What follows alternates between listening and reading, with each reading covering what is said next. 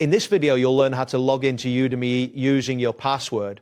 By the end of this guide, you will be able to access your Udemy account and navigate your learning dashboard efficiently. Begin by opening a web browser or launching the Udemy mobile app on your device. Once the homepage loads, look for the login or sign in button, which is typically located in the top right corner of the page. Clicking on this button will take you to the login page where you can enter your account information.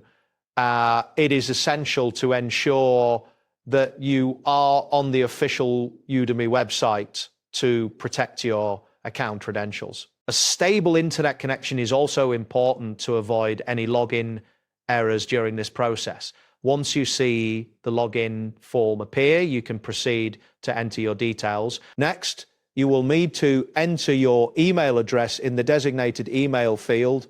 This should be the same email address linked to your Udemy account. After entering your email, carefully type your account password into the password box. Remember that passwords are case sensitive, so it is crucial to double check that all characters are entered correctly. If you find that you have forgotten your password, you can click on the Forgot Password option to initiate a password reset.